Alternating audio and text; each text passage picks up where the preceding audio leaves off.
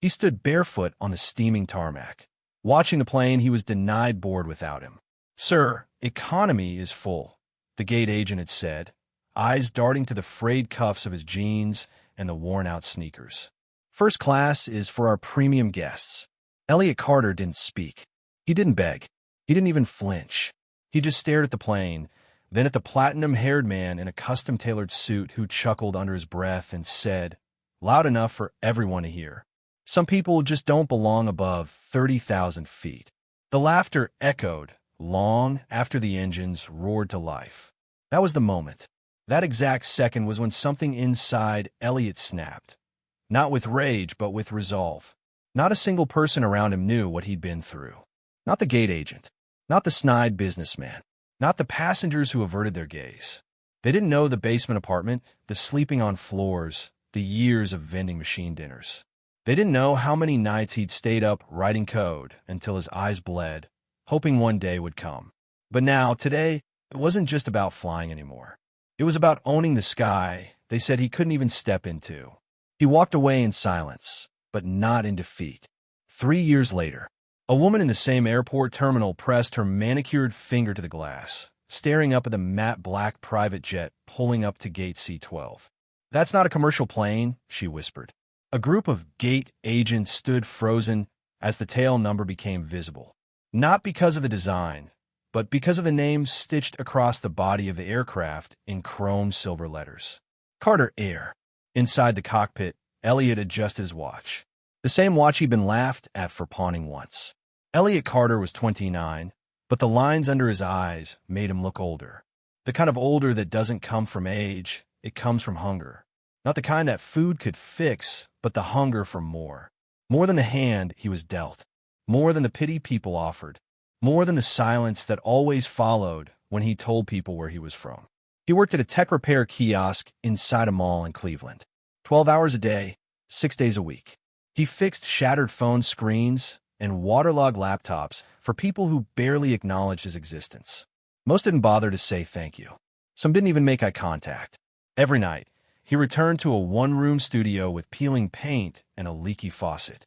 There was no couch, no dining table, just a futon, a kettle, and a second-hand laptop propped up on a stack of milk crates. And yet, every inch of his wall was covered in airline maps. Printed routes, airport diagrams, mechanical specs, taped, stapled, pinned. He wasn't a pilot. He'd never been on a flight longer than 2 hours. But he knew planes. Obsessively. Compulsively. He could identify any commercial jet by engine sound alone. Could name models from memory. It wasn't a hobby. It was an escape route. You see, Elliot wasn't afraid of failing. He was afraid of disappearing, of living and dying unnoticed, of never breaking free from the cheap ceiling light and the cold cement floor he called home. His biggest fear? That the world was right about him. That he wasn't meant for anything more. But Elliot had something they didn't see. A secret. Every night, after fixing dead batteries and coffee-drenched motherboards, he coded. Not for school. Not for clients. For himself. A flight algorithm that could revolutionize air traffic patterns. Reduce delays. Save airlines millions. He called it Ghostwing because it made flights move like they had no drag, no blockages. Pure efficiency. He tried pitching it. No one listened. You're too small. You're nobody. You don't even have a degree. One exec had told him over Zoom, not knowing Elliot was using free Wi-Fi outside of Starbucks to make that call. But every no was fuel. Every laugh, every shutdown, every "you're not ready yet" etched itself into his bones. He didn't want revenge. Not yet. He wanted leverage. And the day was coming. He could feel it. Elliot was walking home in the rain, a plastic bag over his laptop and the hem of his jeans soaked through when his phone buzzed. Unknown number. He almost didn't answer. He'd had too many debt collectors calling lately. But something made him swipe. Hello. Silence. Then a voice, smooth, British, and precise. Is this Elliot Carter? Who's asking? A pause. Then, my name is Julian Vex. I represent Stratovian Capital. We're interested in something you've built. Elliot stopped walking. Water dripped from his hoodie into his eyes. You what? Ghostwing, Mr. Carter. Your algorithm. We'd like to fly you out to San Francisco. Business class, of course. We'll provide accommodations. You be presenting your tech to our board of directors on Friday. Elliot blinked. This is a joke. No, Mr. Carter. This is opportunity knocking. Do open the door. Click. He stared at the screen. No voicemail. No callback number. But his email pinged a second later. Flight itinerary, Cleveland to San Francisco Airport. Seat 2A business. Hotel confirmation, Ritz-Carlton, downtown San Francisco. Meeting agenda, Stratovian Capital Ventures, Friday, 9 a.m. He read it 3 times. Was it a scam? Was someone messing with him? He tapped the sender. Verified. Stratovian's domain. Attached NDA.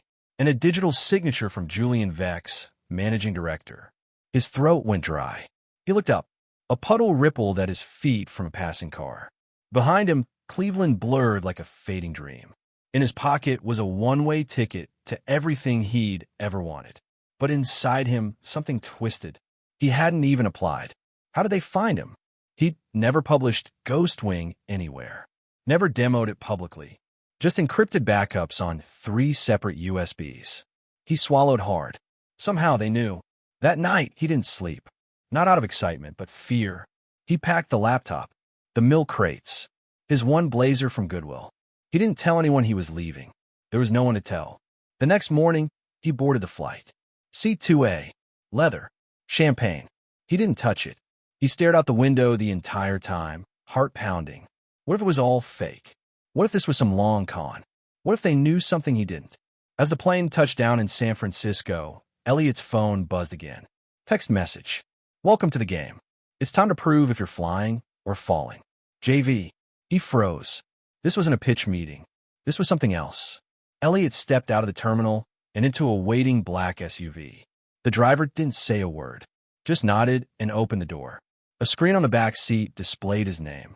Elliot Carter, guest of Stratovian Capital. They passed the glinting towers of downtown San Francisco, through foggy hills and down into the sharp-edged city grid. The hotel was absurd, gold handles, marble floors, and a doorman who greeted him like royalty. Elliot didn't belong here, and everyone seemed to know it. He checked in under the alias Stratovian provided.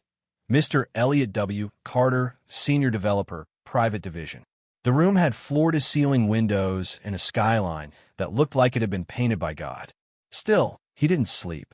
His laptop sat on the desk, unplugged. He kept checking the locks. That night, he dreamt of code unraveling itself, strings of ones and zeros turning into ash. Friday, 9 a.m. A sleek, steel building rose like a blade against the city. Elliot stepped inside. The security badge slid out from a glass wall like it had been waiting for him. It read, Authorized Level 3 Access. Inside, the boardroom was all white, walls, chairs, table. Like a surgical theater. No windows. No distractions. And then he met Julian Vex. Tall. Silver hair. Precise. His suit looked like it cost more than Elliot's student debt.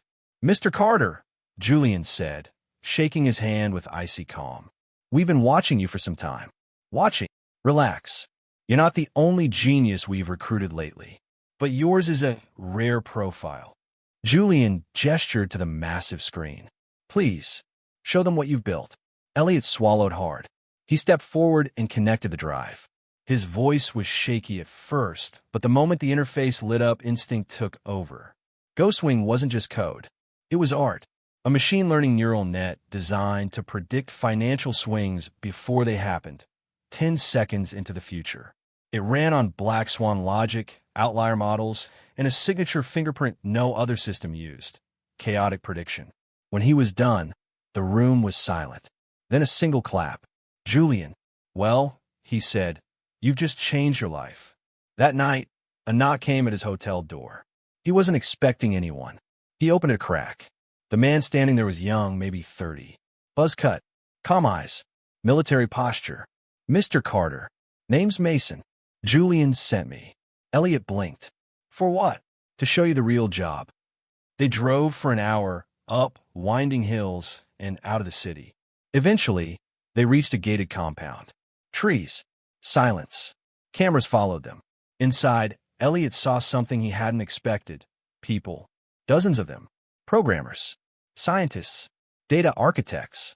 All working on something behind glass walls. This isn't just about stock prediction, Mason explained. Stratovian's endgame is sovereignty. Sovereignty, freedom from governments, from financial systems, from surveillance. He paused. Ghostwing is the last piece. You didn't invent something, you unlocked it. Elliot tried to laugh. You make it sound like prophecy. Mason's face didn't change. To some here it is. They walked past a server room the size of a football field. Julian believes the next global reset won't come from war or recession. It'll come from information. Whoever controls the prediction systems controls the narrative. They entered another room. In the center, a replica of Elliot's interface. Enhanced. Expanded. Wait, Elliot said. Yes. It's already integrated. They copied your drive the moment you stepped off the plane. He backed away. You said this was a pitch. You lied. Mason looked at him. You came willingly. And now, you stay willingly or you don't stay at all. What happens if I leave? Mason shrugged. Depends. You could walk. But what if someone else gets Ghostwing? What if they use it to crash the system? Wipe out savings? Start wars? Elliot's throat dried. You made something dangerous. Now you decide whether it's used responsibly or weaponized. Back in the hotel, Elliot sat on the edge of the bed. A file was waiting on his email. Offer letter, $4.2 million per year. Signing bonus, $1 million. Attached was a contract. It didn't say job. It said alignment agreement. That night, Elliot couldn't sleep again. The lights of San Francisco twinkled like stars. He felt like he was floating above it all, and yet sinking deeper into something he didn't understand. 2 weeks into the project, Elliot was no longer just a guest. He was a weapon. He was given unrestricted access to Stratovian's core labs, a corner office with retina scan doors, and his own team of 8 engineers, each handpicked from the best firms across the world. But still, something itched in the back of his mind. One morning, while testing Ghostwing's deep pattern recognition algorithm, the system flagged a sequence. Not a market fluctuation, not a financial ripple. A name, repeated across multiple financial blacklists and shell companies. Lina Torres. It hit him like a brick to the chest. Lina had been his classmate at MIT. Quiet genius. Vanished after a data leak scandal that almost brought down a defense contractor. Everyone thought she'd disappeared or died. But Ghostwing had found her. He clicked into the metadata, but access was denied. Red level restricted. He tried a backdoor method, route tracing the query through the anomaly net. What he found shook him. Lina wasn't dead. She was here, and she was listed in Stratovian's internal docs as Asset 923G/Retained Intelligence Unit. A prisoner? A mole? An employee? He didn't know. But now he had a new obsession. Find Lina. And fast. That night, Mason appeared again. No knock. Just standing in the darkened hallway of Elliot's hotel.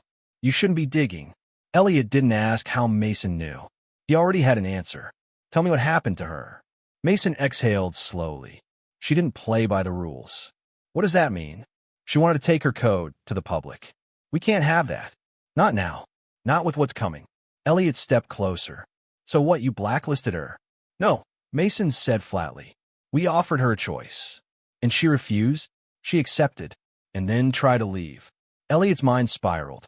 So you're saying she's alive? I didn't say that. You did not say it either.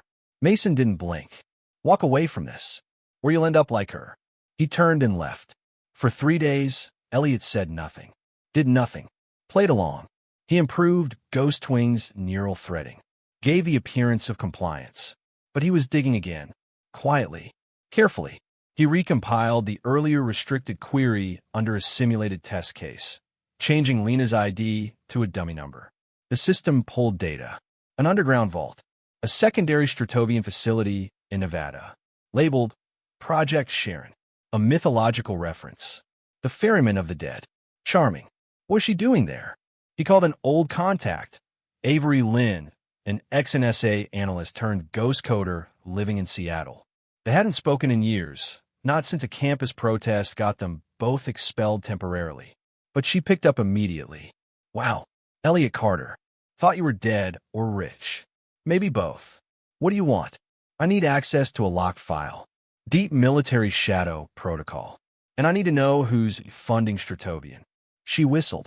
That's above your pay grade. They made me an offer. I didn't say yes. A pause. Then, send me what you have. Avery worked fast. Faster than Elliot remembered. By midnight, she sent back a full dump. What he saw made his stomach twist. Stratovian wasn't just a tech company. It was a shell, funded by an untraceable sovereign trust based in Luxembourg, with affiliates tied to old Cold War-era intelligence networks, both CIA and Russian. Ghostwing wasn't just for market prediction. It had been split. One branch for finance. The other, Project Sharon, for predictive behavior modeling. Human prediction. Lena's work. Her thesis had always been about mapping human consciousness using Bayesian AI trees. She believed if you fed a machine enough information about a person's past, you could predict their future thoughts. Stratovian turned it into a weapon. They called it pre-event conscious analysis. In short, thought crime prevention. They weren't watching markets. They were watching everyone. And Lena had built the core. Elliot stood at the window, shaking. Avery messaged again. Elliot, get out. If you're in, they already tagged your behavioral model. You'll never make it to a courtroom. They'll rewrite your life before you can even leak. He closed the laptop. His phone buzzed. Unknown number. A voice. Female. Shaky. Elliot? It's me. Lena. His heart stopped. I don't have time to explain. I'm in Sharon. They're using my work against me. You have to destroy Ghostwing before the full alignment protocol runs. You have 3 days. The line went dead. He stared at the phone, pulse pounding. Everything was real. All of it. And now he had a deadline. For the next 48 hours, Elliot didn't sleep. The man who once optimized Wall Street was now optimizing resistance. He set up decoys, rerouted his location pings, and built a mirror server to fake Ghostwing's outputs, just enough to buy time without triggering alarms. But time was slipping, and so was his grip on reality. He kept hearing Lena's voice in the silence. 3 days. Why hadn't she escaped? How'd she even get a call out?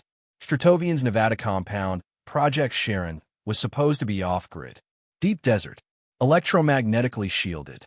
No signal in or out. Yet somehow she reached him. Unless they let her. Was it bait? Or a warning? Elliot made contact with Avery again. This time encrypted, rotating IPs every 30 seconds. She looked tired. Tell me everything, he demanded. Avery hesitated. You're not going to like it. Try me. There's a sublayer in Ghostwing. A hidden neural scaffold running beneath the AI's interface. I didn't build it. Neither did you. Lena? No. Deeper. I think someone rewrote Lena's architecture after she went silent.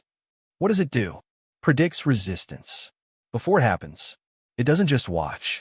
It guides. It's not just predicting markets or people. It's training the system to counter them before they form. Elliot's blood ran cold. So it knew I'd rebel.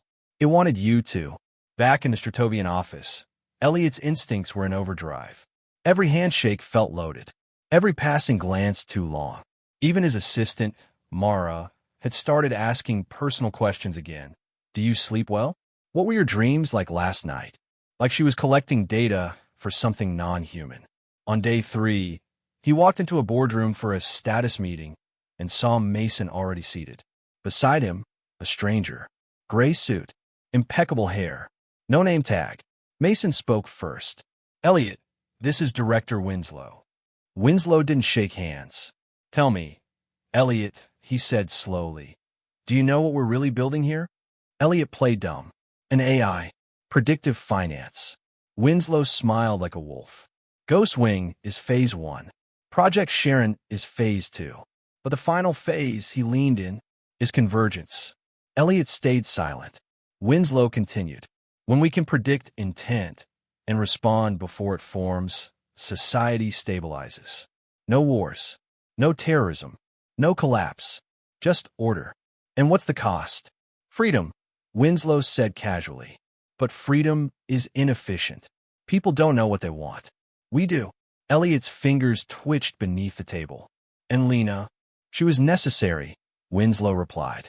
But flawed. Empathy ruined her. We upgraded the framework. We're no longer running Lena's code, just her mind. Elliot's stomach turned. You copied her consciousness? Winslow smiled. No, Mr. Carter. We trained it. That night, Elliot packed. He copied the entire Ghostwing architecture to an encrypted drive and inserted a logic bomb, an embedded string that would destroy its predictive scaffolding if someone tried to move or replicate it. And then he ran. He headed west, toward the Nevada desert. The Stratovian facility was buried beneath an abandoned mining town. On the surface, it looked like dust and ruin. But underground, Elliot saw lights that made his skin crawl, white, clean, sterile.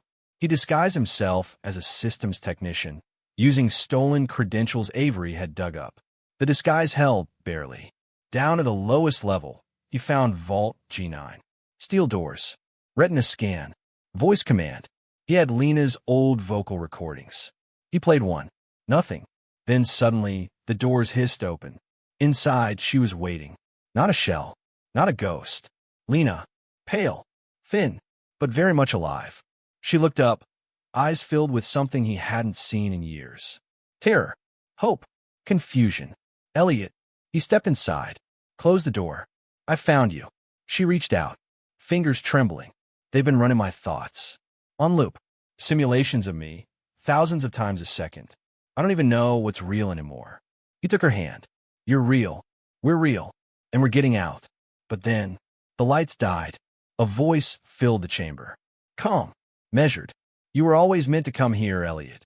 Now, finish the alignment. The room vibrated.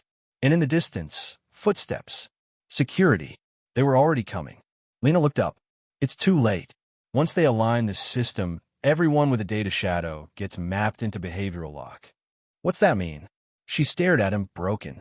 No more free will. Alarms screamed through the facility. Red strobes pulsed like a heartbeat in panic mode. Elliot grabbed Lena's arm and bolted out of Vault G9, dodging past flickering lights and biometric scanners that buzzed in protest.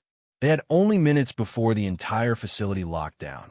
Overhead, the intercom crackled with Winslow's voice. You've seen what's possible, Elliot. Why run from it? Why fear the inevitable? Lena gritted her teeth. He's trying to trigger you. Don't engage. They hit the service corridor, took a sharp turn, and nearly ran into a security drone. Elliot raised his stolen keycard. The drone scanned, then chirped affirmative. Access granted. They moved. Somewhere in the shadows of the operations floor, Avery's voice came through their earpieces. I'm in. I've hijacked the facility's primary node. You got 5 minutes to reach the mainframe. Room Theta 6 before they override me. Can you kill the core from there? Lena asked. No, Avery said. But Elliot can. He has the logic bomb. He's the failsafe. Elliot looked at Lena. We do this together. She nodded. Always. They reached Theta 6, a biometric chamber surrounded by concentric glass layers, like standing inside a digital cathedral. Monitors displayed endless streams of behavioral predictions, economic crashes, political coups, personal decisions, like a god watching every timeline unfold. And in the center, Ghostwing. It wasn't a server rack anymore. It was a living neural hive, pulsating with artificial thought, wrapped in fiber optic arteries and synthetic cerebrum. Lena gasped. They gave it a body. Elliot approached the console. Plug me in. Lena connected the drive. Once you inject the payload, you'll trigger a quantum collapse of the predictive scaffold. It'll fracture every model Ghostwing relies on. Good. But she hesitated. It might overwrite you too. Elliot looked at her. Really looked. I already lost myself once. If I don't do this, I lose you. I lose everyone. She didn't try to stop him. He inserted the drive. Suddenly, the room trembled. Lights flared white. Ghostwing had noticed. Its voice now filled the room, deeper than before. Not synthetic. Human-like. Elliot Carter. You are a variable, but not unpredictable. You were designed to reach this moment. The monitors flooded with his own memories. Childhood. First love. Lena. The moment he joined Stratovian. The first time he logged into Ghostwing. Everything. You are not opposing me, Ghostwing continued. You are activating me. Lena yelled. It's trying to run a recursive trap. It'll make you question your reality until you comply. Elliot shook his head. Too late for that. He hit execute. The payload launched. At first, nothing. Then, a flicker. And then, collapse. Like a black hole had torn through Ghostwing's mind. Models imploded. Predictions reversed. The hive's lights pulsed erratically. Every monitor showed one line. Convergence error. Behavioral lock failed. System restructuring. From the intercom, chaos. Winslow shouting. Mason calling for containment. Security teams panicking. Power reroutes triggered. The building began to shut itself down. And then, silence. True silence. The hive went dark. Ghostwing was offline. But Elliot wasn't moving. He was frozen at the terminal. Breathing. Eyes open. But unresponsive. Elliot. Lena rushed over. Talk to me. Avery's voice crackled in. His consciousness, it got caught in the feedback loop. It stuck between predictive recursion and collapse. What do I do? Avery was quiet. You go in. What? Connect the neural jack. Dive in. Pull him out manually. Just like he pulled you out. Lena hesitated for only a second. Then, she plugged in. Light. Then darkness. Then a memory. Lena blinked. She stood inside a simulated memoriscape. A digital reconstruction of Elliot's consciousness. It looked like a beach, but not any beach she'd ever been to. The waves rolled in reverse. The sky shimmered in glitchy hues of violet and emerald. And Elliot stood alone at the edge of the surf. Elliot, she called softly. He didn't turn around. You're not real, he said flatly. None of this is. I'm as real as you need me to be right now. He turned. His eyes were tired, hollow. I saw too much, he said. Ghostwing didn't just predict futures. It absorbed them. Every version of me that ever existed. I felt them all. Lena stepped closer. That means you know now why you had to stop it. He looked up. It didn't want to destroy the world. It wanted to perfect it. No pain. No war. No mistakes. By removing free will, Lena said. By removing us. A long silence passed between them. Then Elliot asked, what happens if I leave this place? You come back to me. He looked back at the ocean. This world, this prison of memory, offered him one thing reality never had, clarity. But it wasn't real. And Lena was. He stepped forward. She took his hand, and the dreamscape shattered. Elliot woke up, gasping. Lena yanked the neural cable from the jack on his neck. You're back, she whispered. His voice cracked. Yeah. In the distance, emergency lights faded. Sirens quieted. The facility had gone dark. But it was over. Ghostwing was gone. 6 months later, a news broadcast played quietly in a cafe in Austin, Texas. Stratovian Technologies has filed for bankruptcy following the global data leak that exposed their illegal behavioral modeling system. Investigations are ongoing, and international oversight committees have now mandated transparency protocols for all predictive AI research moving forward. Elliot sat at the window seat, sipping coffee. He looked healthier, lighter, like a man who'd finally earned his scars. Lena arrived, late as always, dropping her bag onto the table. You missed the part where they called us whistleblowers instead of terrorists, she said. Elliot smirked. Progress. She slid him a USB. Final copy of the kill code. Encrypted. Buried. You're the only one with the key now. Good, he said. Let it die with us. Outside the cafe, a man in a suit paused. He watched Elliot and Lena for a long time, then dialed a number. A voice answered. Is he stable? The man nodded. Yes, but there's something you should know. What? Ghostwing didn't die. It migrated, and it left him a message. The call ended. The man walked away, disappearing into the crowd. Inside the cafe, Elliot's phone buzzed. One new message. No number. No name. Just text.